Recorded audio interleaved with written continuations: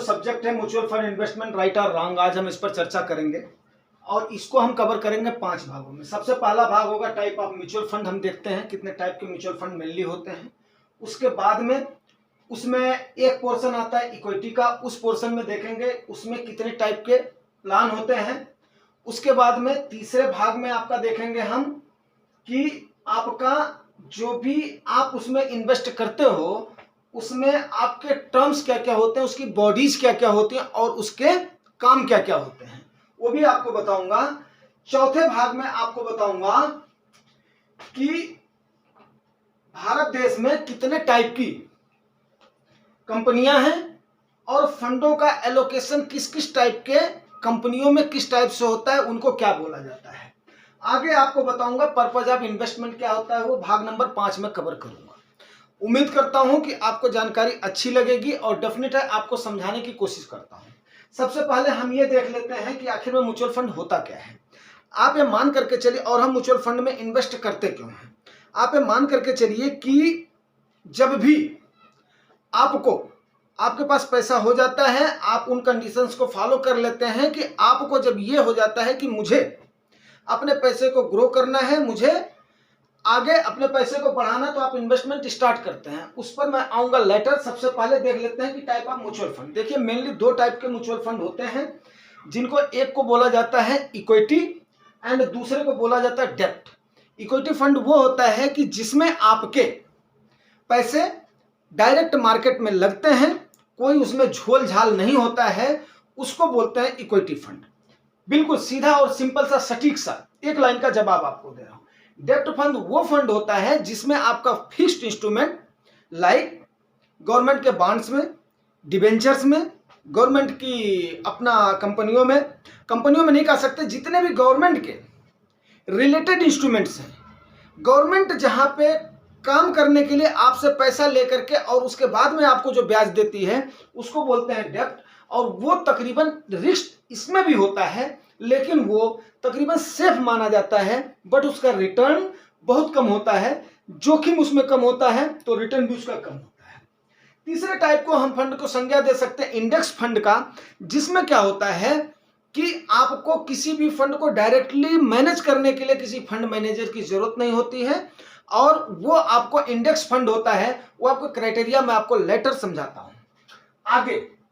अभी आप देख लीजिए, आपके फंड को मैनेज करने के लिए मेनली आपके फंड जो है ना, जो प्लान होता है, अब आप समझ गए होंगे इक्विटी क्या होता है। अब हम बात कर लेते हैं 2 टाइप के आपके फंड हो गए जो कि प्लान हो गए।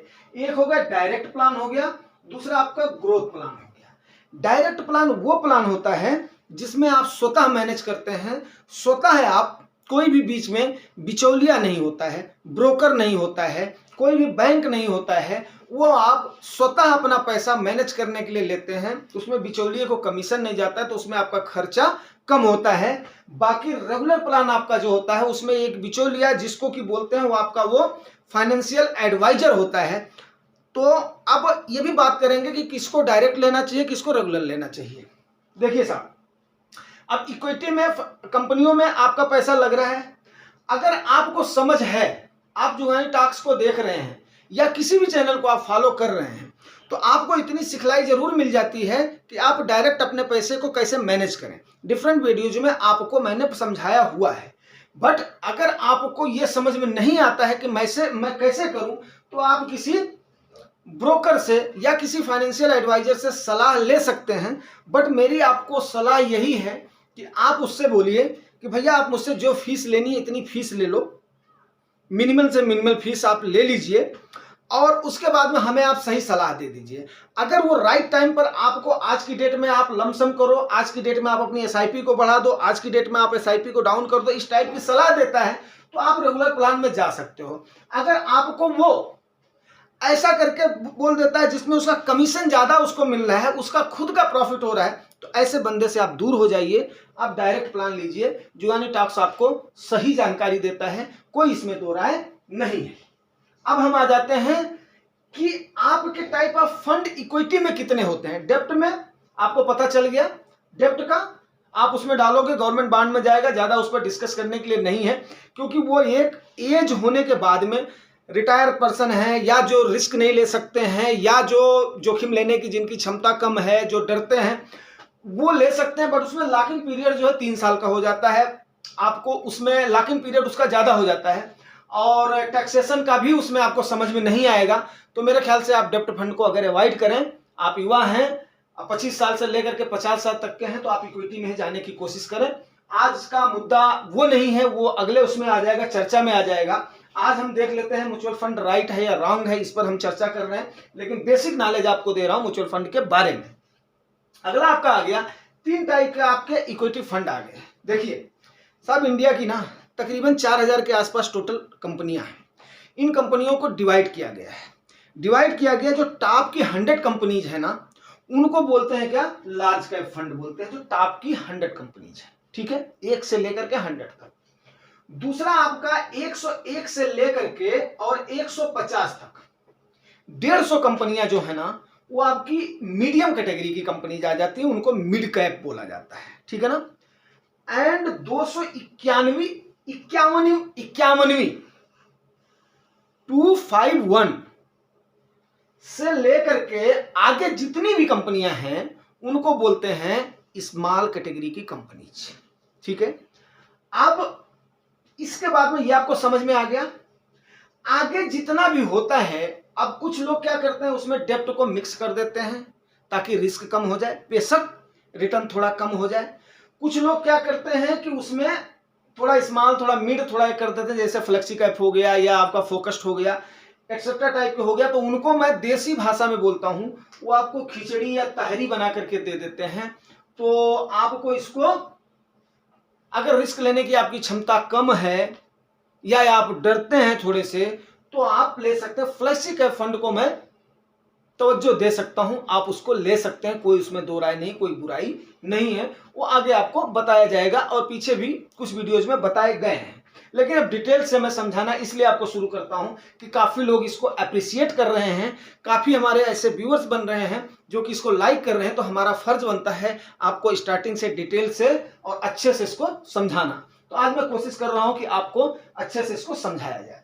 अब देखिए साहब, चाहे वो लार्ज कैप का फंड हो, चाहे वो मिड कैप का फंड हो, चाहे वो स्मॉल कैप का फंड हो, उसके लिए एक बॉडी आपकी काम करती है। एक बॉडी काम करती है जिसको हम क्या बोलते हैं, एएमसी बोलते हैं। एएमसी का फुल फॉर्म होता है एसेट मैनेजमेंट कंपनी। वो एक asset management company, different type की एसेट मैनेजमेंट कंपनीज हो जाती हैं। जैसे जितने भी बैंक्स हैं, तकरीबन सारे बैंक इस टाइप का अपना म्यूचुअल फंड का हाउस चलाते हैं, उसको मैं ये बोलता हूं। अब उसमें डिफरेंट टाइप के जो फंड्स होते हैं, फंड मैनेजर होते हैं, वो डिफरेंट फंड को मैनेज करते हैं। ठीक है ना। अब उस फंड को मैनेज करने के लिए उसके अंदर एक एसेट होता है। ठीक है ना। अब वो एसेट होता है, वो एसेट क्या होता है, हमारा और आपका पैसा होता है। वो हमारा आपका पैसा उनके पास एक्युमुलेट होता है, जिसको हम बोलते हैं क्या, एसेट अंडर मैनेजमेंट। वो किसी का 10,000 करोड़, 20,000 करोड़, 40,000 करोड़, 50,000 करोड़, इस टाइप से उनका एक एयूएम होता है, एसेट मैनेजमेंट होता है। अब कोई भी आपका काम फ्री में नहीं करेगा, आप भी जानते हो।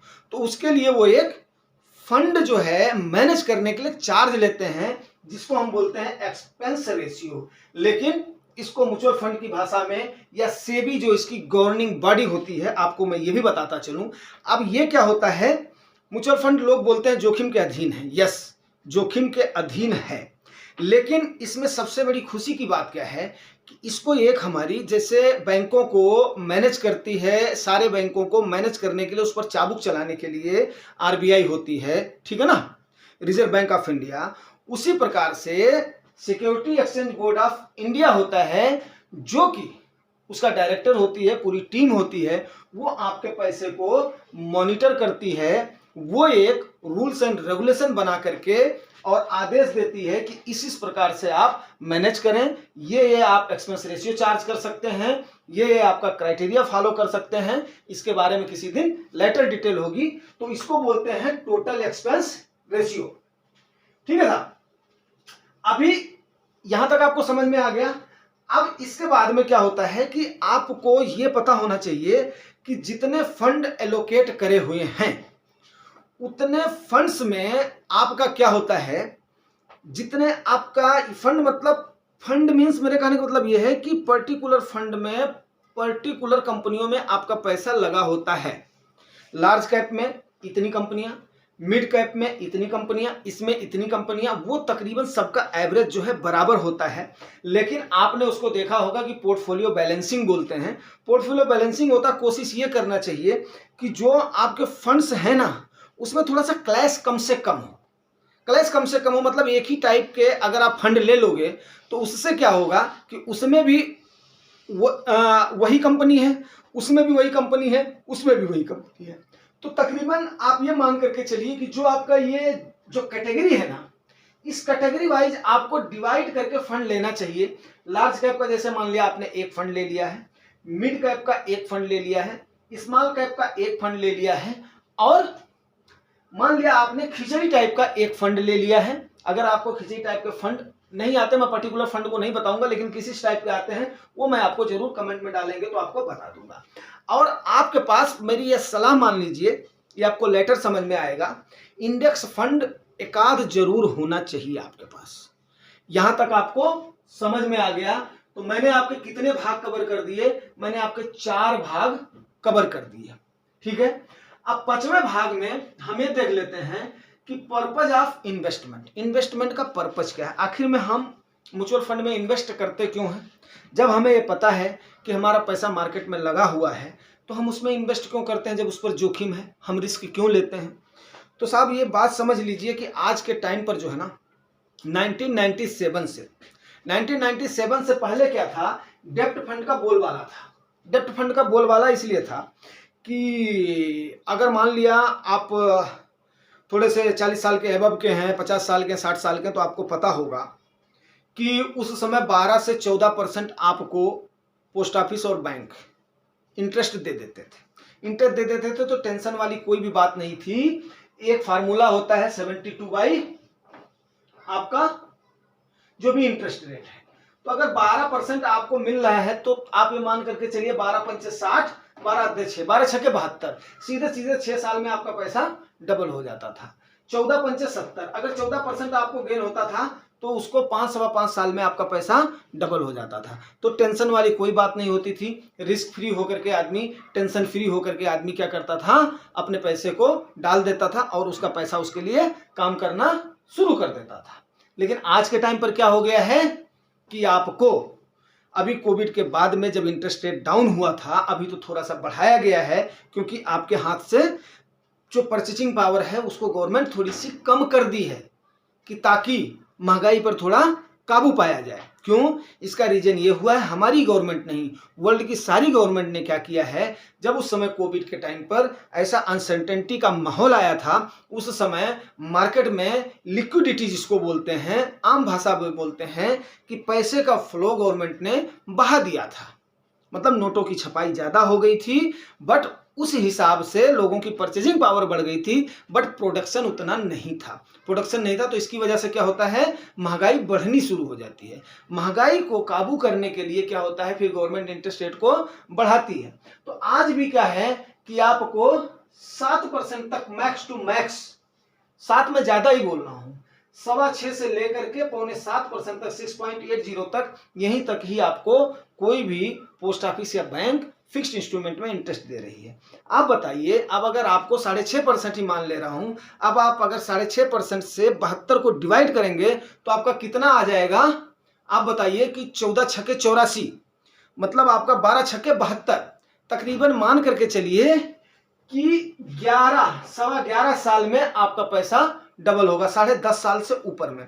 अब आप अपने पैसे को डबल करने के लिए अगर 10.5 साल इंतजार करोगे तो 10.5 साल के बाद में आप जो पैसा आज के टाइम पर जमा कर रहे हो ना, उस पैसे की वैल्यू उससे भी कम हो जाएगी जो आज आपकी परचेजिंग पावर है। तो आपका पैसा ग्रो कहाँ हो रहा है? जब आपका पैसा ग्रो ही नहीं हो रहा है तो आपकी परचेजिंग पावर कहाँ बढ़ रही है? अब मान लिया कोई बंदा 40 साल का हो गया है, अब उसने बोला है कि चलो ठीक है, मैं अपना पैसा डाल देता हूं, 10 साल के बाद में मैं घर लूंगा, या 10 साल के बाद में मैं फलानी चीज करूंगा। वो कहाँ जाएगा भाई?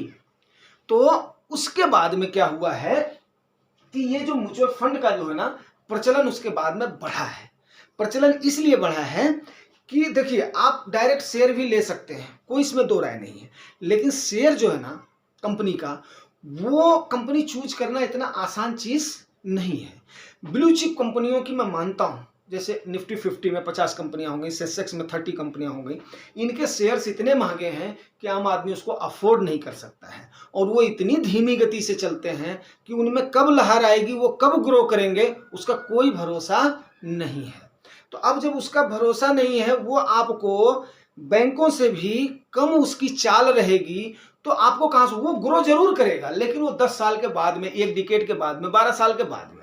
अब कुछ ऐसे केसेस हो गए हैं जिनकी वजह से आपकी जो टॉप की कंपनियां हैं ना, वो भी गिर गई हैं। जैसे मैं फॉर एग्जांपल बताना चाहूंगा, रिलायंस, जो अनिल अंबानी वाले जितने वो है ना ग्रुप हैं, वो देखिए पूरे धुआं हो गए। एस बैंक आपका सुहा हो गया, ढह गया।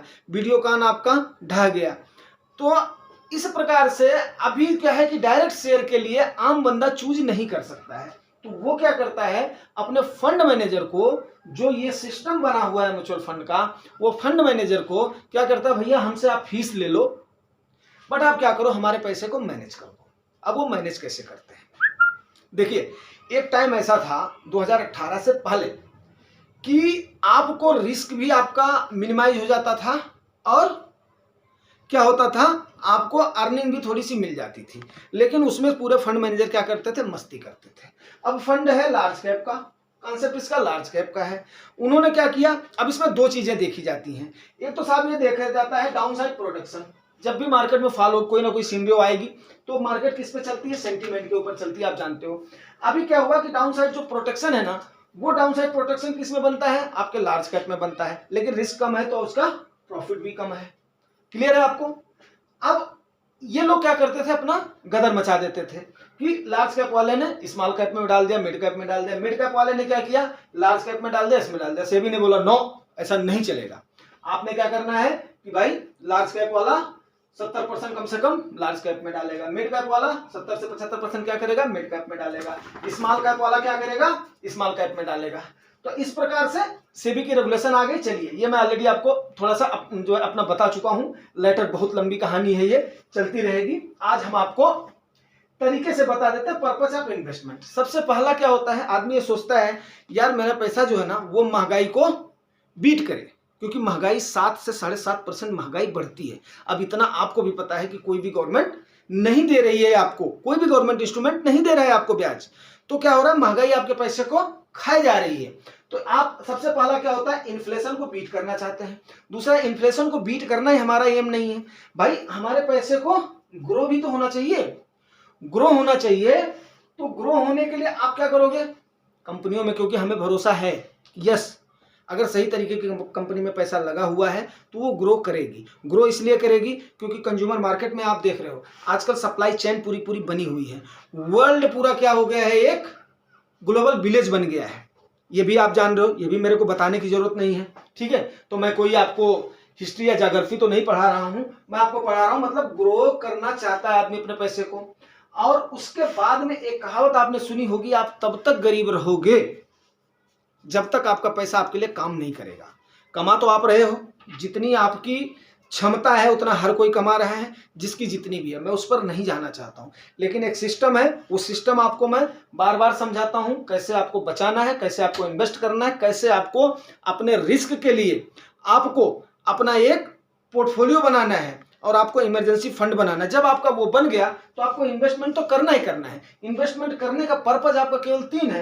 एक तो आप महंगाई को आप बीट करना चाहते हैं, दूसरा आप अपने पैसे को ग्रो करना चाहते हैं, और तीसरा आप क्या करना चाहते हैं, अपने पैसों को आप काम पर लगाना चाहते हैं। वो पैसा जब काम करेगा, देखिए साहब, युधिष्ठिर ने यक्ष से प्रश्न पूछे थे, सॉरी यक्ष ने युधिष्ठिर से प्रश्न पूछे थे, उसके जवाब युधिष्ठिर ने दिए थे। उसमें से एक सवाल यह था कि कंटिन्यू, निरंतर चलने वाली चीज क्या है, निरंतर चलने वाली चीज क्या है, महाजन का ब्याज है। और जब तक आप महाजन नहीं बनेंगे ना, महाजन नहीं बनेंगे, तब तक आपका काम कैसे चलेगा। और किसी भी कंपनी वाले को क्या चाहिए, पैसा चाहिए, इंफ्रास्ट्रक्चर डेवलप करने के लिए, एम्प्लॉयज को रखने के लिए, रॉ मटेरियल को खरीदने के लिए, और अपने सामान को सर्कुलेट करने के लिए, सप्लाई करने के लिए, उसके लिए उसको क्या चाहिए, पैसा चाहिए। और वो पैसा अगर आप अपनी हार्ड अर्निंग का मनी किसको दे रहे हैं, फंड मैनेजर को दे रहे हैं, जो कि फंड मैनेजर, ये मैंने आपको बता दिया, टीआर आप पे कर रहे हैं। सबसे पहले आप TR पे कर रहे हैं, भैया ये ले ले। उसके बाद में उसने कितनी कंपनियों में लगाया है वो आपको तो नहीं पता चल रहा है, लेकिन वो सारे को डिवाइड करके NAV पर एक दिन मैं आपको बनाऊंगा। NAV का फुल फॉर्म होता है नेट एसेट वैल्यू। जो भी आपकी एसेट है ना 30-40 कंपनियों की, 50 कंपनियों की, वो आपको NAV दे देता है। उस NAV के बेस पर आप क्या करते हैं, उसको उसमें सारे का मिक्सअप होता है। सपोज करो यार, अभी मान लिया अगर हमें लेना हो किसका, आइसर का एक शेयर लेना हो, तो हम कैसे लेंगे यार, आप बताइए। 80,000 रुपये आपके पास ना हो तो, 1 लाख रुपए आपके पास ना हो तो आपका क्या करेगा फंड मैनेजर, जब सबका हो गया ना तो सबके से वो तो अपना ले सकता है। उसके पास कितना आ गया, हजारों करोड़ उसके पास पैसे आ गए, ठीक है। तो 47 लाख करोड़ रुपए आजकल लोगों के किसमें लगे हुए हैं, म्यूचुअल फंड के सारे एमसीज में मिलकर के 47 लाख करोड़ रुपए लगे हुए, उसको ये लोग मैनेज कर रहे हैं। अब वो और लंबा विषय हो जाएगा, उस पर हम कभी फिर चर्चा करेंगे। अभी दोस्तों इसमें एक चीज का ध्यान रखना है, अभी क्या है कि हर किसी का प्राइस टू अर्निंग रेशियो होता है। अगर आप इतना रुपए लगा रहे हो तो इतने रुपए की आपकी प्राइस टू अर्निंग होनी चाहिए। 1 रुपया आपको कितने रुपए पर मिल रहा है, मैं आपको आज के टाइम पर बताऊं। मुझे देख करके बड़ा आश्चर्य हुआ है कि सरकारी कंपनी जो है ना, कहीं पर चले जाइए, कितनी भारी भरकम कंपनी है ONGC जो है ना, ONGC आप लोगों ने जो सुना होगा, हालांकि ये उससे अपना सब्जेक्ट का हटके है। उसका जो प्राइस टू अर्निंग रेशियो है वो 5 रुपया है, ठीक है। 5 रुपये आप लगा रहे हो, उसका प्राइस टू अर्निंग रेशियो है। आप जो आप चेक कर लीजिए, क्यों? क्योंकि गवर्नमेंट उससे क्या करती है, पैसे को खींच लेती है। उस हिसाब से ग्रो नहीं होता है। बट आपको इसमें क्या होता है, आपको इंसेंटिव जिसको बोलते हैं वो आपको मिल जाता है। गवर्नमेंट उससे, जिसको हम बोलते हैं डिविडेंड बोल सकते हैं, डिविडेंड आपको मिल जाता है। गवर्नमेंट उससे क्या करती है, पैसे खींच लेती है। इसलिए लोग ONGC में नहीं जाते, जबकि उसका सबसे कम है। आज के टाइम पर अदानी जी की कंपनियों के सबसे ज्यादा मेरे को दिखाई दिया है। हाँ, तो इस प्रकार से क्या है, जिसकी मांग ज्यादा होती है ना, अब मांग ज्यादा होती है, बताइए 150 रुपये आप लगाएंगे, आपको 1 रुपया मिलेगा, कितना बड़ा रिस्क है। तो इस रिस्क को मैनेज करने के लिए कौन मैनेज करता है, आपका फंड मैनेजर करता है। बट कुछ फंड मैनेजर ऐसे भी होते हैं जो कि मेरे को बोलना नहीं चाहिए, बट वो अपनी उतनी मेहनत से काम नहीं करते हैं। उसके लिए सेबी बार बार चाबुक चलाती रहती है। चलिए वो सब डिस्कस लेटर होगा। उम्मीद करता हूं दोस्तों कि आपको म्यूचुअल फंड राइट है कि रॉन्ग है। अब राइट और रॉन्ग आप डिसाइड करें। राइट और रॉन्ग डिसाइड करना मैं आपके ऊपर छोड़ रहा हूं। अब रॉन्ग मैं इसलिए बोल सकता हूं क्योंकि रिस्क तो है ही है, रिस्क में कोई सवाल नहीं। टाइम आपको देना पड़ेगा। टाइम आपको इसलिए देना पड़ेगा क्योंकि जब प्रोडक्शन होगा, कास्ट होगा, उसके बाद में इसका दिखेगा। और कम से कम मान करके चलो 8 से 10 साल तो चाहिए यार, मिनिमम आपको मैं बता रहा हूं। बेशक हो सकता है आपको बुरा लग जाए दोस्तों, 3 साल में कहीं नहीं डबल हो रहा है। डबल तब होता है जब आप राइट टाइम पर एंटर कर रहे हो। 8 से 10 साल के बाद में तब आपको 2 गुना 3 गुना जरूर दिखता है, इसमें कोई संदेह नहीं है, स्मॉल कैप में और मिड कैप में। तो आपको वहां पर आपको दिख जाता है रॉन्ग। अगर आपको आपने अपने शॉर्ट टर्म का पैसा डाल दिया, आपका गोल अगर 60 है, तो लॉन्ग टेन्योर है आपका, तो कम से कम आप आइए, कोई दिक्कत नहीं है, ठीक है ना। और राइट उनके लिए है जो कि रिस्क लेना जानते हैं, जिनको देश के उद्यमियों पर भरोसा है, देश के प्रोग्रेस पर भरोसा है और अपने आप पर भरोसा है। यस, अभी मेरे हाथ पैर सही सलामत हैं, मैं काम करूंगा, मेरा फिजिकल फिटनेस सही है, मैं मेंटली बिल्कुल एकदम से तैयार हूं। यस, मैंने लगाया हुआ है और मैं रिस्क, इस हिसाब से रिस्क लेने में कोई बुराई नहीं है। टाइम टू टाइम हम आपको जागरूक करते रहेंगे। दोस्तों उम्मीद करता हूं जानकारी आपको अच्छी लगी होगी। अगर अच्छी लगी है तो प्लीज यार रिवार्ड जरूर करना। रिवार्ड आपको पता है, शेयर एंड सब्सक्राइब।